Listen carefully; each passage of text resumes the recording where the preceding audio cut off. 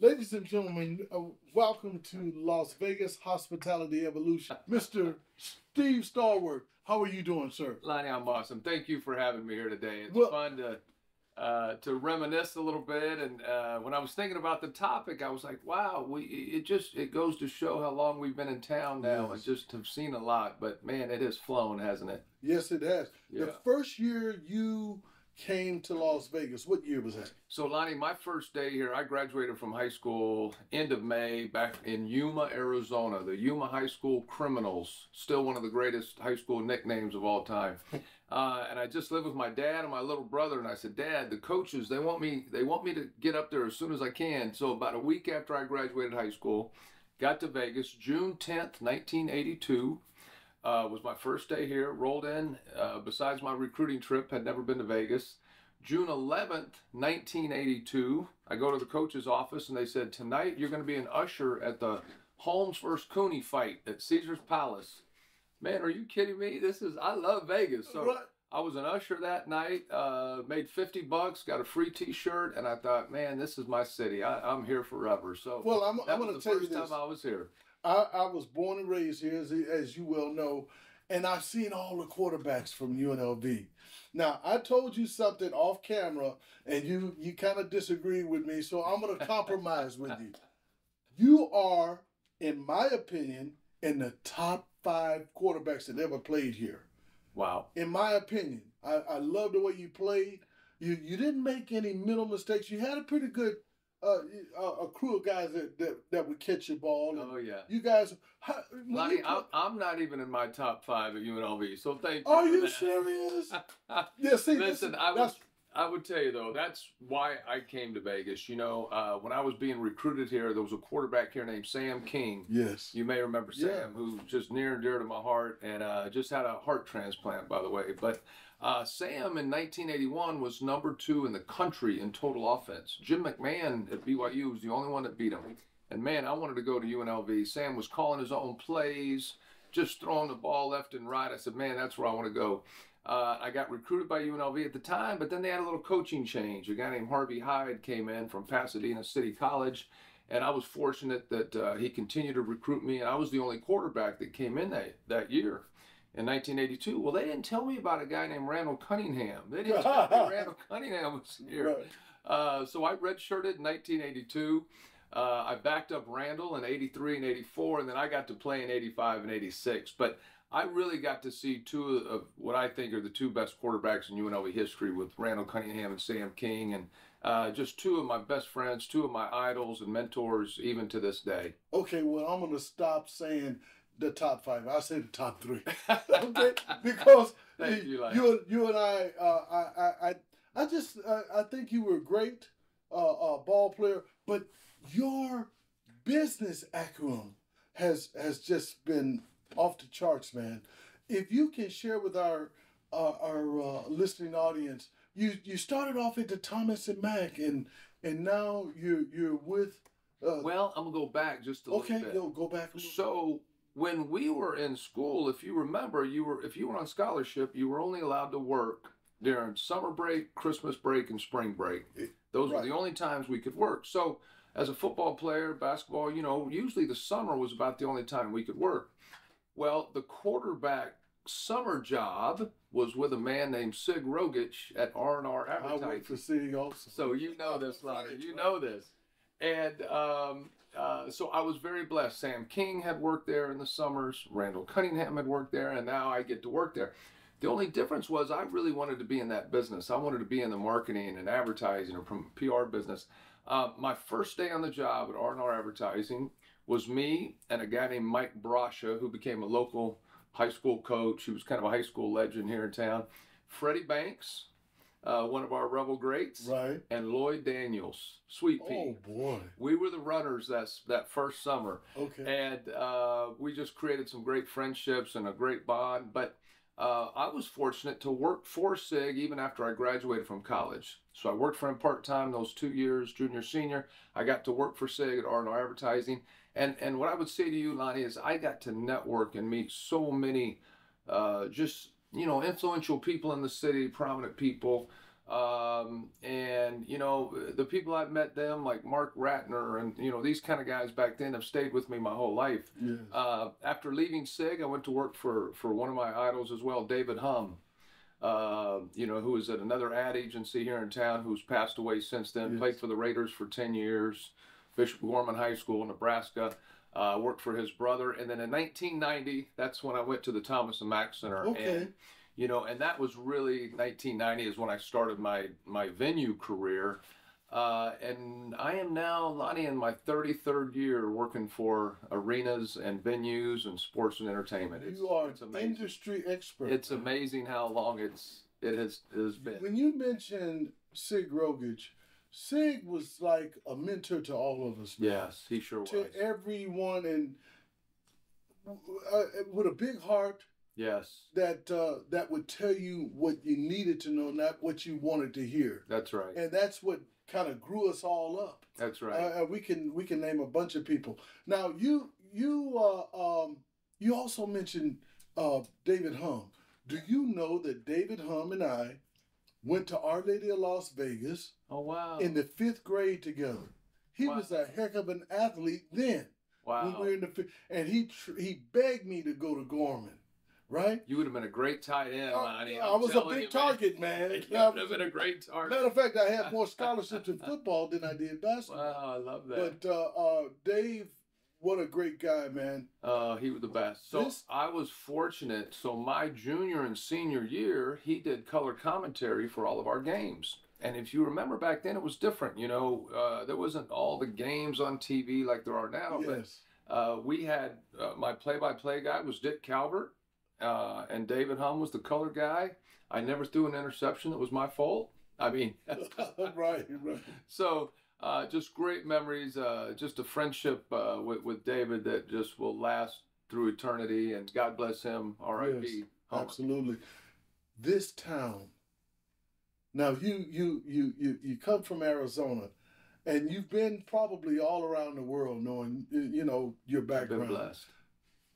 Can you think of a town like Las Vegas, even come close to Las Vegas? Lonnie, it's amazing to me. You know, I'll go out of town even now for a couple of days, and I'll just start thinking, wow, I wonder what's going on in Vegas. Right. I mean, there's just so much going on right now. And, you know, I teach a class, as you know. Yes, at the college. At the College of Southern Nevada. I'm blessed. And we're lucky to have you. I'm blessed to be able to do it. Because you're bringing so much to the classroom, some reality. So we're blessed to have you. I'm blessed to be there. And, you know, I was explaining to the students the other day, and I wish I had my notes in front of me, but they are in a 10-year run now like we have never seen in our history. And I was blessed back in the 90s to really be in a nice run. The Rebels had just won the national championship, and you know, we were building venues, the MGM Grand Garden, Mandalay Bay Arena, the Orleans Arena. It was a great little 10-year run then. But this 10-year run is unprecedented. You think about it, from 2017, which is when the Golden Knights came, to 2027 will be a run like this city has never seen, like maybe the United States has never seen. The Golden Knights, the Raiders, the Aces, the Oakland A's are coming. Allegiant Stadium, the Sphere, F1. We got a second NASCAR race. We have a lacrosse team. We have an arena football team, a AAA hockey team. We have the G League in town, the Ignite. It's unprecedented. We're going to have a Final Four in 28. We have the Frozen Four coming. We're going to have a college football national championship game. We have the Super Bowl coming in January 24. This run is something that our country has never seen. It's going to be amazing for these young people entering this. And for Las Vegas, you know, we as Las Vegans, we don't get impressed unless we see a hotel suspended in midair. Right. We've seen it all, man. Yes, we have. We've seen it all. But that is going to be a run on steroids. Man. Unbelievable. It's going to be unbelievable. Yeah, and it started. It started. So we've got another 4 or 5 years of this run that's going to happen. I mean, it's going to be amazing to continue to watch it. I want to talk to you about this concept called NIL, name, image, and likeness. Now, you can imagine, you mentioned that we could only work. You and I could only work during the summertime. That's right. Now with Neil, a guy like you, the starting quarterback, you may find yourself on some commercials. You never know. Yeah. It depends. And then this town supports us so much, man. All the athletes. Yeah. Whether we take the national championship or not, the university is supported by this town. Yes. No, I've been people like Sig Rogers. You can name them. You Absolutely. know, some of the guys that may have passed away. Wildcat Morris, remember him? Wildcat was our guy. Yeah. Tom Wiesner, who passed away, and Ernie Becker Sr. And Pat Case or Jack Kaysen, and so many great men and guys that took care of us. I will tell you this, Lonnie, and I've gone on record with this. I'm not a huge fan of NIL.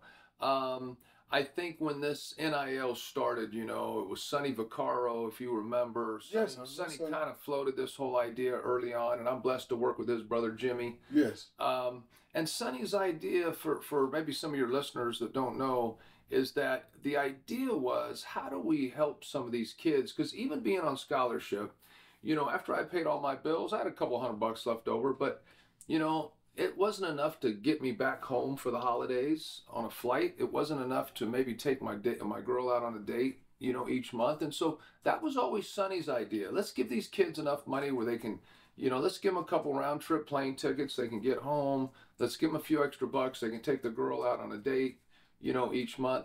But I just really feel, Lonnie, now it's the Wild Wild West. It's out of control. I mean, it's just so crazy what's going on. I mean, this young lady who played for LSU, this Angela Reese, yes, she has decided to stay at LSU because she will make more money at LSU her senior year than she will in the WNBA. You have a young man who's a Manning, who's the nephew of Peyton Manning, who has not even played a down yet at the University of Texas. He's a quarterback, the #1 high school quarterback in the country. They say he's going to make $3 or $4 million before he takes a snap. And I'm not sure that was the intent of all this when Sonny Vaccaro and Ed O'Bannon and a lot of our greats, sort of floated this idea out there, Now, I'm hopeful that those leaders in charge and people can sort of corral this thing a little bit and, make it somewhat reasonable. Mm-hmm. But I think right now it's just kind of out of control. And, you mentioned one of my other mentors and a fraternity brother of mine, Bill Paulos. And Bill is beautiful human being, and he's out leading the charge for NIL, for Rebel basketball, and Rebel football, for all of our Rebels. So it's here to stay. I'm going to accept it. I'm going to do what I can to help, in our community, to do this. But it's well, our community supported our kids anyway. Oh, 100%. Before NIL. However, we had to be careful that we didn't break any NCAA rules. That's correct. But this community, Las Vegas, wrapped his arms around UNLV for one thing. Yes. For the university. And then when you're a student athlete, you got treated well in this town. And I'll remind some of your viewers and your listeners, Lonnie, back in our day, we didn't have all these things I just had mentioned. I mean, it was all about UNLV athletics. Yes. There wasn't really much else going on. That was pretty much it. I mean, you guys played at the Rotunda, for crying out loud, back in the day. Yes. And it was all about Rebel basketball. And then, Rebel football had some good years through those times. And great personnel, man. Yeah, and we didn't have all the competition, obviously that we have now. But I think UNLV's poised to make another nice run with all of this going on and all of the activity and the action, because I truly believe that action makes action. I really, truly believe that. 1 and 1 makes 11. I mean, that's what's happening right now. I had the athletic director here, and we talked a little bit about Neil. And one of the things that athletic director from UNLV. Yeah, Eric Harper, great guy. Eric Harper. It's a tough job these days. Yeah, it's a tough job. But two things that we talked about, Director Harper and myself. One is the thing that kids, when they get involved with Neil, they almost need a lawyer there, man. Yeah. They almost need guidance. Yes. You know, look at the fine print and that sort of thing. Yeah. But on the good side, what I think is an advantage for a job like his is that you have all of these pro teams out here that can see our kids, our baseball team, our basketball team, men and women. It's gotta be a different evolution of sports in this town, especially for UNLV, because now we may be able to recruit some great players besides Neil by saying, "Hey, listen, we have a great team here, the Oakland Raiders. You know, they're gonna, and guess what? You're gonna play in the same stadium, in the same venue that they play in." No doubt. I think that could help us recruit besides just trying to give people an opportunity to make money. Yes. There's opportunity here. There's no place in America where a student athlete can go that has more opportunity in Vegas. Now, I could be wrong, but you and I know, because we're Las Vegans, man. We know all the things that are. We can talk about a lot of our friends like yourself. You're an industry expert in what you do, man, and you started somewhere, and you now you know you're a vice president over the arena area. I don't know if you do anything with conventions and all of that. You probably do. Yeah, sure. So look at that. You started off a football player. Look, me, I'm a tenure professor in the university college system. Yeah. We can name over and over all the student athletes that have done well here. Yeah. So I can't think of anyone, any other venue that has more to offer a student athlete, and we have 85% graduation rate here, man. Yeah. It's absolutely. Lonnie, you need to be out there leading the charge for recruiting, because you're right. That's the story. That is the story. I mean, the facilities now that we have, and I'm talking probably more about football wise. Basketball, of course, has had them for a while, but the facilities are in place. I really like our new coach, a guy named Barry Odom, former defensive coordinator from Arkansas. He was the head coach at Missouri. He's been a head coach in the SEC. I think he brings. It sounds like he's building a great staff. So I'm anxious to see what he's going to be able to do, because I think I agree with you, Lonnie. We're a diamond in the rough from a football standpoint, and and I just think with everything going on, it's time. Let's go. Yes. Let's go. I think after watching our program for all of these years, I'm finally of the belief, Lonnie, that it's not just hiring the right coach or the right AD. We really have to have everybody in our universe, and I'm talking about from the governor to the regents to the president of the university on down, has to be committed to winning. Yes. And I feel like now we're in a pretty good spot. Our governor is a Vegas guy, a Rancho High School graduate. You go down through to our elected leaders. I feel like our regents are strong. I really love our president, Dr. Whitfield. I think he's committed. Our athletic director. So, the stars are starting to line up. So now let's go. And we know how it feels, man. Yeah, let's go. You can feel it. Yeah. You can feel it.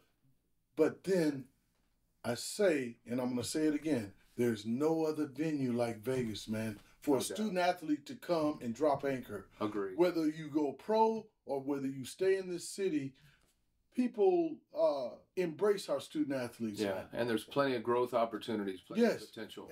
And this town is growing. And I want to ask you this. What did you bring to your job being a former athlete? What can you think of off the top of your head? We talk about teamwork, but what else did you bring? Well, I was fortunate that, and I think about when I went to the Thomas and Mack Center, I was fortunate that I went to work for a bunch of athletes. Dennis Finfrock was running the show back then. It was a wrestler. Pat Christensen was his assistant, was a wrestler. My boss was a former football player. Ron Drake. We had a guy named Darren Livinati, was a kicker. It was just all a bunch of guys that wanted to win. And you know, when we got in the huddle and we called the play, Lonnie, it was like, all right, we all knew our jobs and we all went out and did it, and we wanted to win. Our we wanted to win every day, and I think that was the key, and that really for me um, helped me when I became into leadership positions, see the value of that, to try to create a culture like that, you know, like a team, right? Let's go. Let's call the plays. We all have a role. Do your job. Boom, we can win. Let's go. Boom. One thing about being a student athlete, we learn so many valuable lessons, man. No You doubt. know, even when you're down, you don't you don't let yourself get down. There, That's right. we deal with these clock issues like fourth quarter and halftime. Oh We yeah. know it's not over until the game is over. That's right. So I think that you, as a leader, I would say, and being in as a quarterback, you had to lead, man. You sometimes you had to hit somebody on the helmet and say, "Hey, wake up, man! Get the." I know that's what a quarterback. He's the coach on the field, and so now that you're an industry expert in what you do for the Michael Gahn, his family, his that they have such a beautiful brand. Oh, We very talk about blessed. the families in this town, the Gahns, the Wynns, the Boyds, the Fertitas. This town is like a family town, man. Yes, no doubt. It is still Still a just a family. small community, even with 2.5 million people. And that's why in 2001, Lonnie, I got a call from Mr. Gahn. Michael Gahn is who you're Yes. talking about. Yes. And Michael Gahn at the time owned all of the coast casinos. He had the Barbary Coast, the Gold Coast, the Sun Coast, the Orleans. He had the Casino Queen in St. Louis, the Riverboat. Mhm. But he called me and he said that he wanted to build an arena. Now, this is 2001, Lonnie. He said he wanted to build an arena at the Orleans. I said, sir, wow, we have the Thomas and Mack Center, we have the MGM Grand Garden open in '93, we have Mandalay Bay Arena just opened in 1999. I said I'm not sure we need another arena in this town. I mean, there's a lot of competition out there in this thing. He goes, no. He goes, you don't understand. Here's what I want to do. I want to make this the community's arena. We're gonna have dollar hot dogs, $2 sodas, free parking, and I want all of the local events. I want us to be the community's arena. And that resonated with me, and the value proposition for a community resonated with me. Michael Gahn and his family resonated with me, and I said, you know what, my personal brand aligns with him and his family, and I was excited, and we had a great run. We opened that arena in 2003. We had a minor league hockey team, arena football, Disney on Ice, the circus, the Globetrotters. We brought back the state championship high school tournament. It had been in Reno for 19 years until we brought it back. We brought college basketball to Las Vegas for the first time ever in a casino with a sports book back in 2005. And we just had a great run. We had a great run, and then Mr. Gahn, along in that time frame somewhere, said, "Hey, I'd like to build an equestrian center at my new hotel, the South Coast." If you remember, that was originally Yes. South Coast. Yes. I said, "Sir, I'm not even sure what that means. I don't even know what an equestrian center is." And we called, Lonnie, every equestrian promoter, association, organization in the country, and told them what we were planning on doing. And almost all of them said, "Bad idea. Never going to work. Vegas is too far from the central part of America for the horses. It's too hot. There's way too many distractions. Never going to work." So, of course, I go back and tell Mr. Gahn, and he says, "Well, I'm going to do it anyway, so you guys better figure it out." And He was today, I'm proud to say, I mean, we have been the premier equestrian facility in America for the last 10 years, 12 years probably. But it all starts, back to your point, it all starts with Vegas. Vegas is what gets our foot in the door. And then, of course, we're able to build teams that provide the best service in the world. And we're able to keep those events, forever and ever. But so now I've been with Michael Gahn for 23 years with 2 different venues. Isn't that beautiful? Yeah, it's been awesome.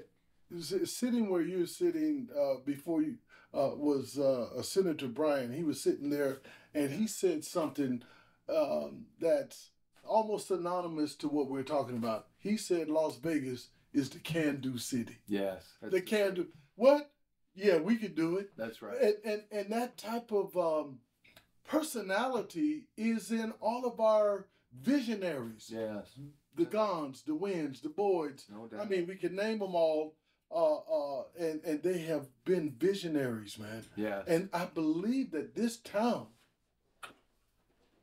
has caused that. This town, the first, real visionary was Bugsy Siegel. Sure. Yeah, when he built things didn't happen as well, for him. But he did think of something that was outside of the box. Sure. Matter of fact, he threw the box away, man. Yeah. When he came up with that flamingo. But I think that type of can-do spirit, as our senator and our past governor said, is true. Yeah. And it gets in all of us. It gets in all of us, especially people like yourself that's in leadership. You've seen everything, man. You've done a lot of big major events. But like you said, I've been blessed because I've worked for men who were leaders who had vision, and I've always felt that way. If you can provide a vision for your team, then just and hire good people, you let them go. And I've been blessed that that's what Mr. Gahn has done. He's provided a vision of what he wants. That's all we need to know. Let me tell you how powerful Mr. Gahn is. There we go. When I used to do the alumni games, I brought in Georgetown twice. Yeah. And we beat them twice, by the way, with Sleepy Floyd and Big Ewing. And it just tell you how tough the Running Rebels were, man. Yeah. But we had their alumni staying at Caesar's Palace. And I got a call from Ewing, and he says, "Lonnie, we're gonna move across the street to I think it was the Barbary Coast. Barbary Coast. We're gonna move across the street to the Barbary Coast." I said, "Man, you staying at Caesar's? Why would you?" Coach called us and said we're moving across, and that's what we're doing. I didn't know at that time that the coach Thompson was close friends with Michael. That's right. And with Mr. Gahn. That's right. And those players went over there, man. And I said, hey, man, that just shows you those relationships. He was best friends with John Thompson. He was best friends with Bill Russell. Those were all of his guys. Mr. Gahn, a lot of people don't know, he played freshman basketball at the University of San Francisco. Coming right out of Gorman High School here. Yeah, that's back when freshmen couldn't play varsity, if you remember. Yeah, so, but yeah, he was a freshman there and got to meet a lot of those guys back in the day. And he got his Creighton, then he transferred from there and went to Creighton University, got his undergrad. Then he got his master's degree at USC. So, but now Mr. Gahn is very undercover in terms of his relationships with a lot of people. Well, I found out then that the guys were moving from Caesars to the Barbary Coast, and when they told me the story, well, Coach told us to move over there, and that's what we're going to do. Yeah, that's awesome. So they were very close, and that just showed how close Michael Gahn was with Coach Thompson. Yeah, he's been amazing. Yeah, it is amazing the relationships that are developed in this town too. Yeah. It's a lot of good relationships. Speaking of the Gahn name, Jackie Gahn, did you ever get a chance to be around this visionary? A little bit, but not that much. I was blessed to be able to be part of his funeral services when we put that together, and I learned a lot about Jackie during that time, and just the impact and the influence he had on the industry and our community was just incredible, and I got to learn a lot about him back then. And so it's never surprised me that that's where Michael Gahn, got a lot of that, because his heart is bigger than this whole building. I mean, he's just been amazing. The things that he does for people that people don't even know, it would amaze you. I wrote I have a textbook that I wrote for, and my textbook is the introduction of hospitality through the lens of Las Vegas. And so I talk about people like Jackie and the things that they have done for their employees, man. Yes. It is truly amazing how much they cared for their employees. Yes. And that's why a lot of people just, when you hear about people leaving or retiring, they've been there 25, 30 years with them. Yeah. You know, I'm one of the new guys. I've been with him 23 years, Lonnie, and I'm one of the new guys. I'm still new. Yeah. Isn't that amazing? He has a couple of employees, been with him almost 50 years, 45 years, several, 40, 45. We got a bunch of those. When you get treated right, why should you leave? Right. You know, the grass is not greener on the other side. If you have any type of wisdom, you know, no doubt. Actually the grass is browner on the other side. Yeah. So the thing that that I loved about Jackie, and he had the El Cortez downtown. My grandparents used to visit there. They weren't you know, a lot. You know, my grandfather would play Keno, and they weren't high rollers, but they loved it. They got treated, you know, really good. Yeah. And they weren't high rollers. Yeah. And that was a night out on the town for them, was to go to the El Cortez and got treated well. Now every time my grandfather would win back in those days, you get the real dollars, silver dollars. He'll come back and give me two and give my brother two. We think it's Christmas, man. That's awesome. But that was back in the day when you win a jackpot, you get the coins, man. Yeah. And you know what? Those legacy families we're losing them. You know, you think about it now in this city. Michael Gaughan owns his own place.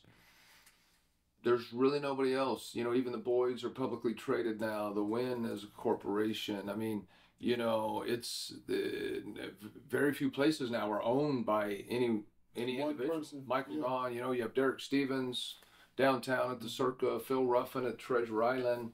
I can't think of hardly any more that you know, own their own place like they did in the old days. And that's his choice, though. Sure. Yeah, I mean, he could have went IP on yeah, but 100%. That's his choice. Yeah. And that's a good thing. Yeah. You know, some people get rich, and that's nothing bad with that. And some people enrich other people, man. Yeah. And I would have to say that about Michael Gaughan, Jackie Gaughan. They have enriched the lives of so many Las Vegans. Yeah. I mean, the people that weren't high rollers like my grandparents, man. Yeah. They were not high rollers, but they would dress to the nines to go downtown. And, that's right. That's awesome. Yeah, I don't know how much what their budget was. If it was $10, right, $20, you know, but they had a ball. That's awesome. And that's important. That's why this city is a big city. You said 2.5 million. It's a big city, but it's still a small town, man. But you talk about Michael Gaughan learned a lot of those values and business propositions from his dad. I mean, yes, you know, you go to the South Point now, and it's a great value. Yes. Free parking. You know, your room rates are reasonable. The drink prices are reasonable. He's not trying to get rich. He's not greedy. You know, we had one of your entertainers sitting where you're sitting, Dennis Bono. Oh, sure. Man, what, you know, we've gone to his show about 3 times. Yeah. I take my 92-year-old mother-in-law there. It's beautiful. She loves it. Yeah, and Dennis, again, is another guy that just aligns with our values. Great guy. Community, Las Vegas, cares about the community. He and his wife Lorraine are amazing. So. And we were blessed to have Lorraine to sit there as well. Oh, that's awesome. So we're cataloging people like yourself, former Lieutenant Governor Hunt, her husband, Dennis Bono, who Dennis was gonna be the heir apparent to Sinatra at one time. Yeah. And right now I called him the chairman of the board for Variety here in Vegas, because go to his show, and I'm saying this to my audience, when you go to his show, you may see an opera singer, you may see a magician. I mean, it's true variety, man. Yeah. At the South Point. At the South Point. That's right. At the South Point. So don't forget, when you come here, go to the South Point, and you won't have a lot of traffic. That's right. That's why I love going to the South Point, because when you're downtown, and I'm not putting downtown down or on the Strip, you're gonna have that traffic. Got to deal with it. But at the South Point, man, you got all the amenities without the traffic. Yeah. Right. You're right. So now, how do you rank this town? At one time, we were the gambling capital, and then we morphed into the entertainment capital when we started going from 8 to 80 with the Circus. Now we're the sports and entertainment capital. How would you rank this town as far as venues in hospitality? Oh, we probably, now it's interesting because I had this argument, discussion with a colleague of mine, and the sports capital of the world. Okay, let's just take that for a second. We really just have an NHL team and an NFL team. I mean, if you look at LA has 2 NBA teams. They got 2 NFL teams. They got 2 NHL teams. They got MLS teams. LA is probably the sports capital when you think about it. But I think here, Lonnie, you hit it on the head.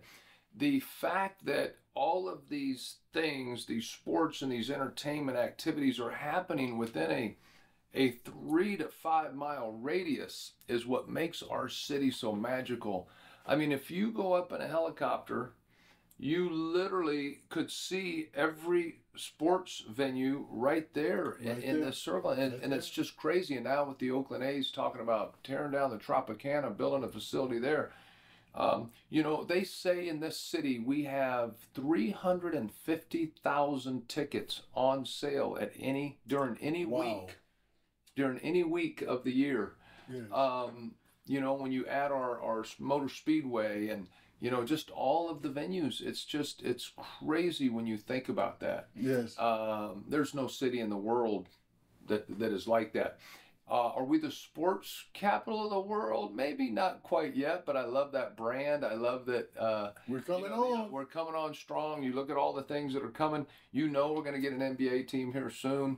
The Oakview Group has put together plans for an arena right there on Blue Diamond Road and Las Vegas Boulevard.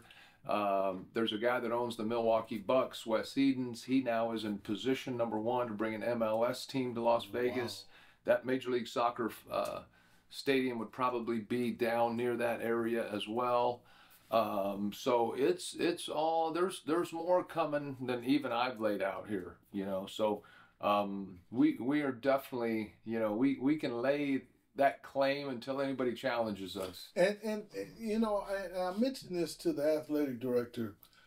Unfortunately, being in Las Vegas, where our main industry, is gaming, our main industry, hospitality and gaming. People, when you live in Vegas, you're always thinking winning, man. Even when you gamble, you say, I'm going to go win. Yeah. I said that to say this. All of these teams, they have to win, man. Because there's so many other things you can do for your time. Yeah. I mean, you can go see a circus show. You can go, there's so many things that are happening that now, when you and I were running Rebels, man, we were the only game in town. Yeah. Now the running Rebels, man, they really got to really step up. Like the women basketball team, they won it all with Coach LaRock. To get the attention, we're distracted by so much entertainment. Yeah.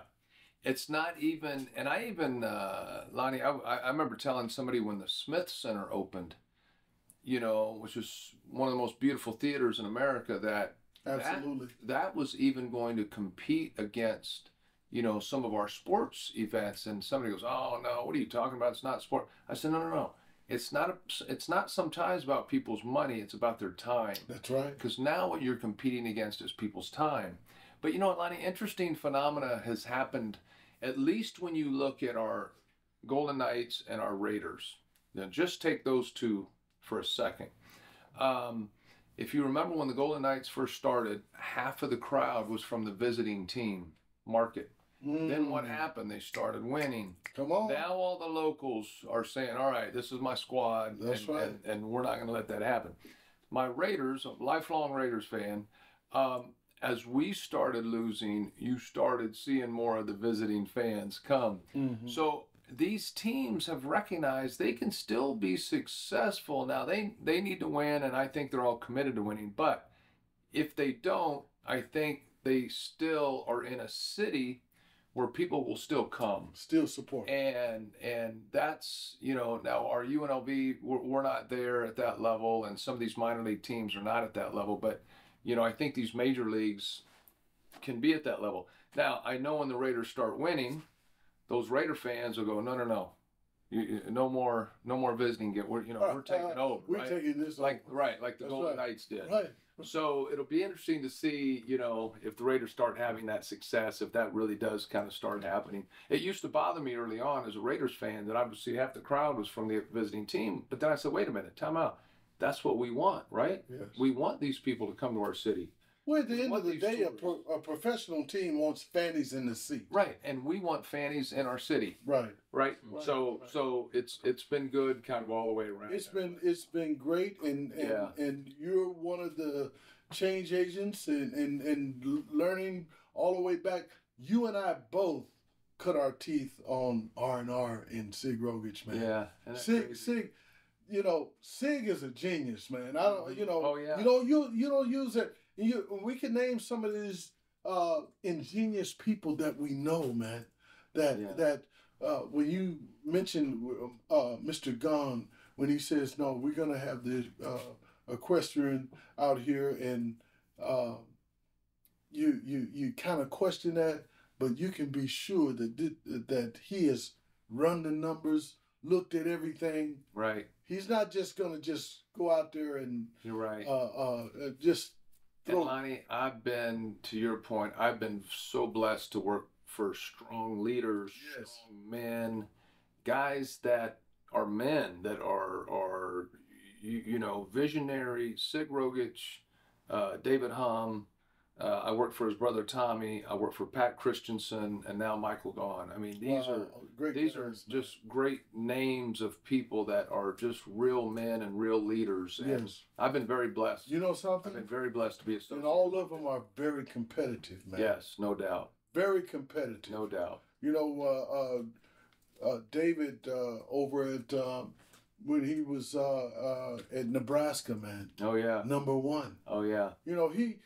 Even back in retrospect, I'm going to send you a picture of us back in the 5th grade, man. Yeah, that's awesome. If I don't send it to you, remind me. That's awesome. But David had the charisma then, man. Yeah. I remember Dave back in those days, that left hand, man, even though we weren't playing all the way, football, I mean, we were playing dodgeball, man.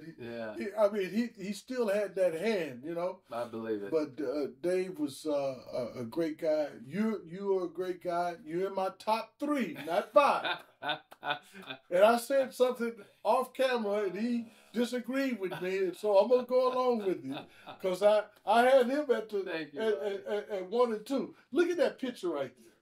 Oh, there's my guy. Who's in that picture? Now, let me tell you some very successful young guys here, man. Kirk Jones, God bless him. Rest in peace. Long Beach Poly High School. He passed away a few years ago. Okay. Tony Gladney is now the Vice President of Diversity in the country for... Tony is number... For the MGM, second from the left. Yeah, you can't see it. Tony it's a 29, though. Yeah, Tony was my wide receiver and just still one of my best friends to this day.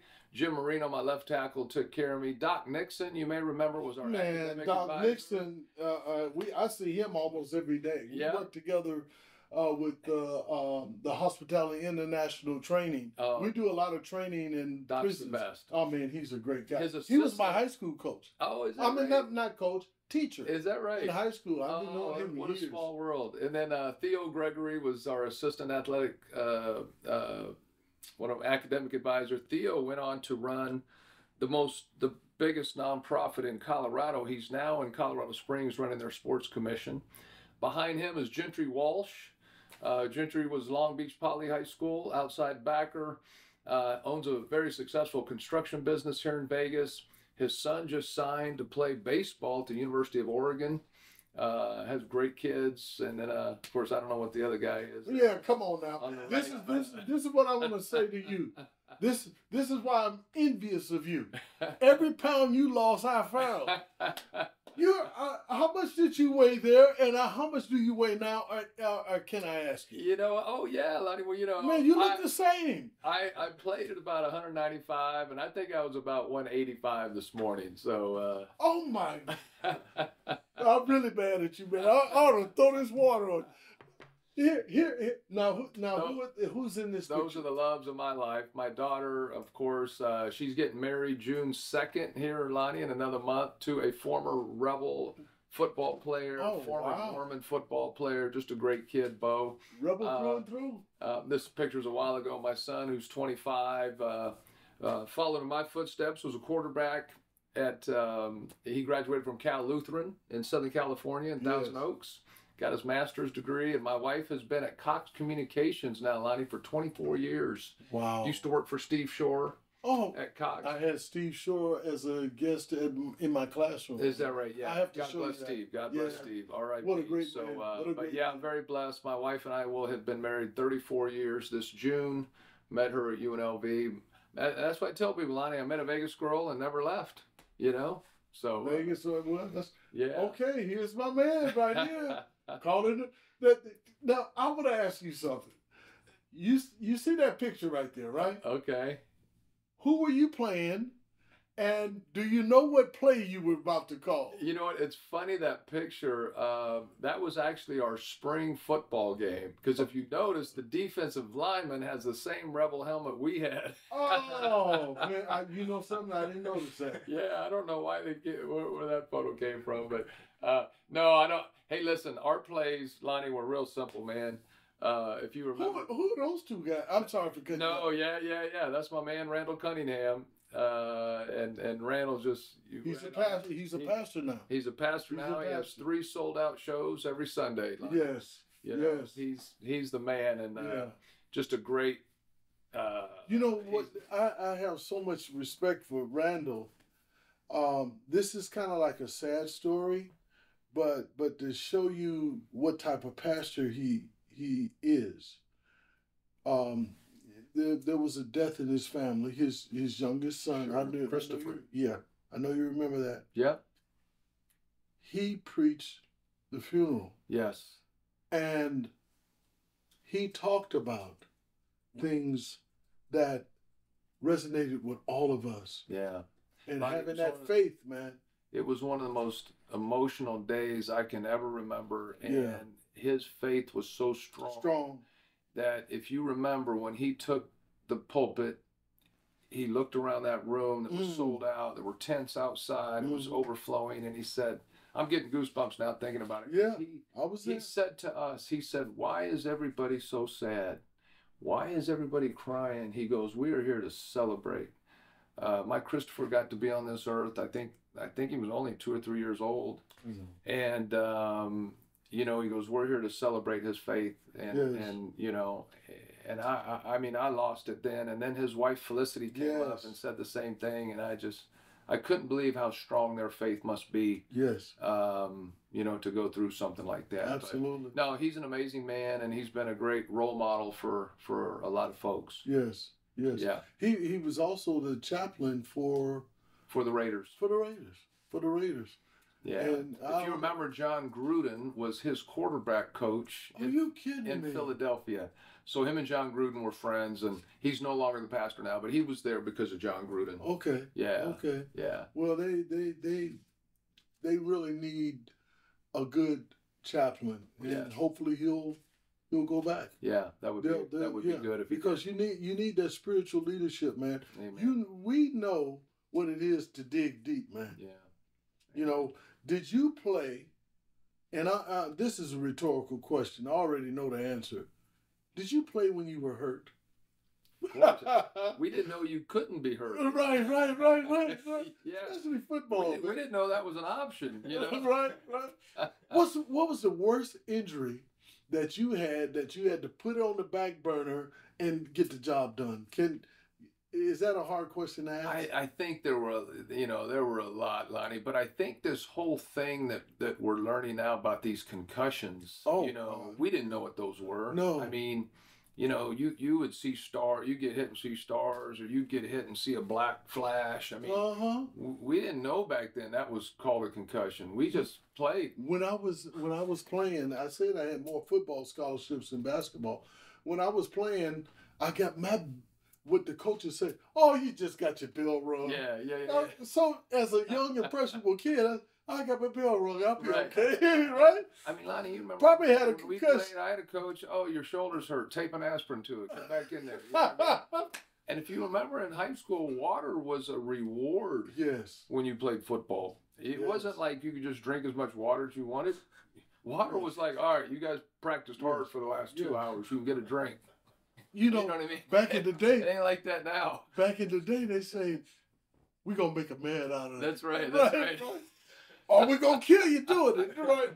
But anyway, That's right. That was back in the day, man. That's right. That was back in the day, and it didn't kill us. No, exactly. And it did make us better. That's right. We know what it is to sacrifice, man. Yeah.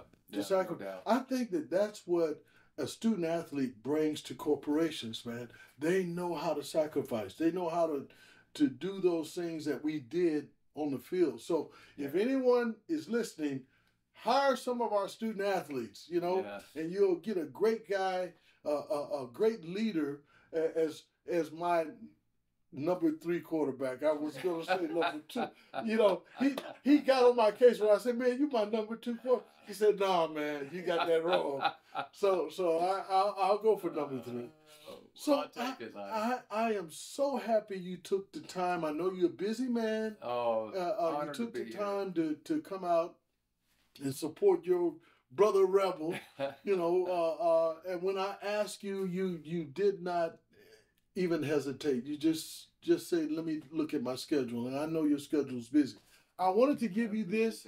I don't know if you're a coffee drinker. All day long. Okay, this is a coffee that I am really marketing from 120 African coffee growers, man, from Cameroon. Wow. A friend of mine went to school with a guy at UCLA, and they said, "We want to get our coffee into Las Vegas." I said, "Well, I can try." So I'm going to show them that I'm giving you the coffee, and maybe that's awesome. Maybe we might have a chance, but enjoy it. That is whether awesome. we have a chance or not. You enjoy that coffee because it's from Cameroon, Africa.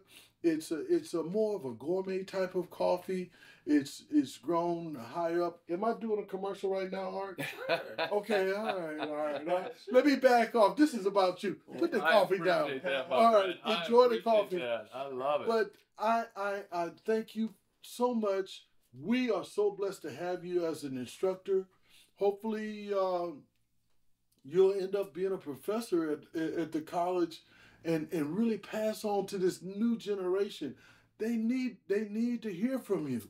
They need to understand, what's out there. That's why I started that lecture series, man, because I wanted our students to see and meet Elaine Wynn, Bill Paulus, Pat Christensen. Let them come in, and the name of my lecture series is Let Las Vegas Be Your Classroom.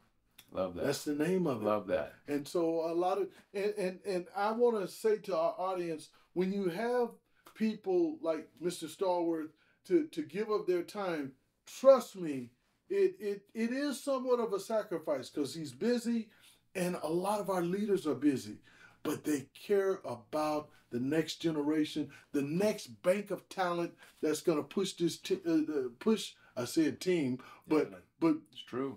Push this town to the next level, man. Yeah. We gotta raise up those kids, and I'm so happy that Vivian got your attention so you can start teaching some classes and telling the young people what you know, not some theory, but your experience. And thank you so much. I appreciate you. Thank you, Lonnie. It's been a blessing having you here. We appreciate all that you do for our community too. Well, thank you for all that. Your passion is unmatched. Man, we love this town, don't we? Man? Yes. And we love the people of this town. Yeah. Amen. All right.